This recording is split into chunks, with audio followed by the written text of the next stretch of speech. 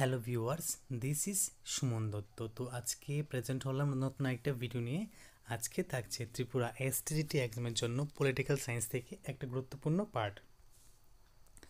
তো আমি প্রত্যেকটা পার্ট এখন খুব ডিটেলসভাবে পড়ছি আর খুব অল্প অল্প করে দিচ্ছি যাতে তোমরা সবাই কাভার আপ করতে পারো।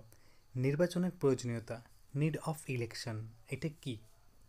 তো যখন একটি রাষ্ট্রের জনগণের কাছে এবং গণতান্ত্রিক ব্যবস্থার স্বার্থে নির্বাচন কেন প্রয়োজনীয় ও অপরিহার্য সে সম্পর্কে আলোচনা শুরু করার আগে আমরা ডক্টর গার্ডনারের বক্তব্যের একটি উদ্ধৃতি উপস্থাপিত করব বা করা আবশ্যক বলে মনে করছি। তো গার্ডনার কি বলেছেন? The most remarkable phenomenon in the history of democracy in the past century has been the steady evolution of the suffrage from a narrow, frequently unequal and indirect system to one which is now universal, direct and equal. অর্থাৎ বিগত শতকে গণতন্ত্রের সবচেয়ে গুরুত্বপূর্ণ ঘটনা হলো নির্বাচন ব্যবস্থা তথা প্রতিনিধিত্ব ব্যবস্থাকে সংকীর্ণ, অসম ও পরোক্ষ নির্বাচন ব্যবস্থার ঘেরাটোপ থেকে মুক্তি করে তাকে সর্বজনীন প্রত্যক্ষ ও সমতা নীতির উপর প্রতিষ্ঠা করা। অর্থাৎ নির্বাচন এবং প্রতিনিধিত্বকে গণতান্ত্রিক ব্যবস্থার নির্যাস বলে মনে করা হতো।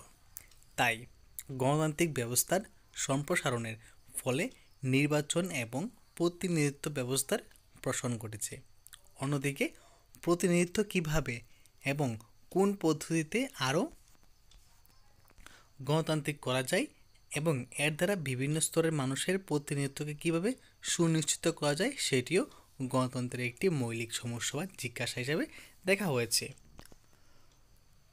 বস্তুত গণতান্ত্রিক শাসন ব্যবস্থার সঙ্গে নির্বাচন ও প্রতিনিধিত্বের সমস্যা আঙ্গাঙ্গিভাবে জড়িত। শাসন ব্যবস্থার প্রত্যক্ষ গণতান্ত্রিক হলেও প্রতিনিধিত্বের প্রশ্ন আসে না, কিন্তু পরোক্ষ গণতন্ত্রের প্রতিনিধিত্বের উপর নির্ভরশীল বলে ভোটাধিকারের সঙ্গে প্রতিনিধিত্বের প্রশ্নটিও আলোচিত হওয়া প্রয়োজন। প্রাচীন যুগে গ্রিস, রোম প্রভৃতি বিভিন্ন স্থানে প্রত্যক্ষ গণতন্ত্র ছিল। সেখানে জনগণ এক জায়গায় সমবেত হয়ে প্রতিনিধি ও শাসক নির্বাচিত করত, কিন্তু বর্তমান যুগ পরোক্ষ গণতন্ত্রে শাসন ব্যবস্থা বাস্তবে কার্যকর করার প্রধান উপায় হলো নির্বাচক মণ্ডলী গঠন করা ও আইনসভার প্রতিনিধি পাঠানো। ওকে, একনায়কতন্ত্রের নির্বাচন অনুষ্ঠান করা বা জনপ্রতিনিধি নির্বাচন করা হয় না, তবে অনেক সময় একনায়ক লোক দেখানো নির্বাচন করে নিজেকে গণতান্ত্রিক প্রমাণের চেষ্টা করে। দেশে গণতান্ত্রিক সরকার থাকলেই নির্বাচনের প্রয়োজন হয়।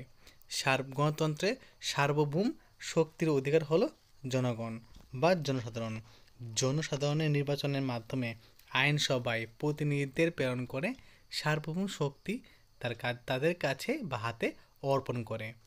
নির্বাচনের অর্থ ভোটদান ও প্রতিনিধি প্রেরণ। এই কাজের মধ্য দিয়ে গণ সার্বভৌমত্ব নিজেকে প্রকাশ করে। এই কারণে গণতন্ত্রের বিকাশ এবং অগ্রগতির বাস্তব উপায় হলো ভোটের অধিকার সম্প্রসারণ। আধুনিককালে এই কথা প্রায় সর্বজন স্বীকৃত। গণতান্ত্রিক রাষ্ট্রে প্রাপ্ত সকল নাগরিকই ভোটাধিকার থাকা উচিত। ঠিক আছে, তো নির্বাচনের কয়েকটি গুরুত্বপূর্ণ প্রয়োজনীয়তা নিম্নে তোলা হলো। ঠিক আছে, প্রথম হলো গণতান্ত্রিক শাসন কায়েম করার জন্য নির্বাচন ব্যবস্থা অপরিহার্য ও এই কথা সর্বজন স্বীকৃত। কারণ নির্বাচনের মাধ্যমেই আমরা জনপ্রতিনিধি নির্বাচন করি বা করে জনপ্রতিনিধিত্বমূলক গণতন্ত্রকে প্রতিষ্ঠা ও পরিচালিত করে বা ঠিক আছে। দ্বিতীয়ত, নির্বাচন রাজনৈতিক প্রক্রিয়াতে জনগণকে যুক্ত করে। রাজনৈতিক ক্রিয়াকর্মে জনগণের এই সক্রিয়তাই গণতন্ত্রের প্রাণ। তৃতীয়ত, এমনকি যেখানে সুষ্ঠু দলীয় ব্যবস্থা নেই সেখানেও অসংগঠিতভাবে হলেও নির্বাচন ব্যবস্থা প্রতিনিধিকে সুনিশ্চিত করে। চতুর্থত, নির্বাচনে একটি অত্যন্ত গুরুত্বপূর্ণ প্রয়োজনীয়তা হলো এই যে এই ব্যবস্থায় শাসক ও শাসিতের মধ্যে একটি যোগাযোগ ও আদান প্রদানের সম্পর্ক রক্ষা করে। পঞ্চমত, নির্বাচনের আরও একটি প্রধান আবশ্যকতা হলো এই যে পরোক্ষভাবে হলো নির্বাচন জনগণের শাসনের অধিকারকে বৈধতা দান করে। বিশ্বের চোখে এইরূপ বৈধতা পাওয়ার জন্য অনেক একনায়করা গড়পেটা করে নির্বাচনের মাধ্যমে একটি পুতুল সরকার বা পাপেট গভর্নমেন্ট গঠন করে তার সবসময় কর্তৃত্ব ভোগ করে। ষষ্ঠত, নির্বাচন ব্যবস্থা থাকার জন্য জনপ্রতিনিধিরা কোনো আদর্শ ও নীতি অনুসারে দেশ শাসন করবে তার একটি রূপরেখা জানতে পেরে তার ভিত্তিতে ভোট দিতে পারে। যদিও অনেক ক্ষেত্রেই নীতিহীন রাজনৈতিক প্রতিনিধিদের প্রতিশ্রুতি ভঙ্গ করতে সময় লাগে না।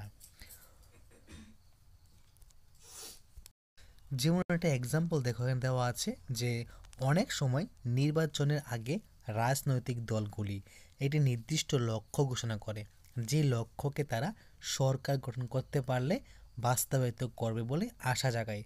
যেমন ইন্দিরা গান্ধীর গরিবি হাটাও বা কৃষি আমাদের ভিত্তি এবং শিল্প আমাদের ভবিষ্যৎ ইত্যাদি বার্তা উল্লেখ করা যেতে পারে। যদিও প্রতিশ্রুতি দেওয়া এবং তা ভাঙার ঘটনা যে দেখা যায় না তা নয়। সপ্তমত, তো নির্বাচনের প্রতিযোগিতা হলো এই যে অনেক রাষ্ট্রে জনপ্রতিনিধি জনগণের কল্যাণ বিরোধী কাজ করলে তাকে ফিরিয়ে আনার প্রত্যাহার আজ্ঞা অথবা সেই প্রতিনিধি সম্পর্কে জনমত গ্রহণের জন্য রেফারেন্ডাম বা গণভোট করে যথাযোগ্য ব্যবস্থা নেওয়া যায়। তারপর অষ্টমত, নির্বাচনের মাধ্যমে নির্বাচক মণ্ডলী তাদের প্রতিনিধিদের এবং তাদের জন্য আইন রচনাকারীদের মনোনীত করার অধিকার ভোগ করে। তারা এটাও নিশ্চিত করে কে বা কারা সরকার পরিচালনা করবে এবং তাদের জীবনের সঙ্গে সংশ্লিষ্ট বিষয়াদি নিয়ে আইন রচনা ও সুশাসন প্রতিষ্ঠা করবে। নবমত, গণতন্ত্রের সঙ্গে দলীয় ব্যবস্থা আঙ্গাঙ্গিভাবে জড়িত। নির্বাচনের মাধ্যমে জনগণ তাদের পছন্দের দলকে ক্ষমতাসীন করতে পারে এবং অপছন্দের দলকে বিরোধী দলে আসীন করতে পারে। তো আজকের এই ভিডিওতে আমরা এখানে কি শিখলাম? নির্বাচনের প্রয়োজনীয়তা। তো যদি ভিডিও ভালো লাগে থাকে অবশ্যই ভিডিও সবার কাছে শেয়ার করবে। তো দেখা হচ্ছে একটা গুরুত্বপূর্ণ ভিডিওতে। সবাইকে অসংখ্য ধন্যবাদ।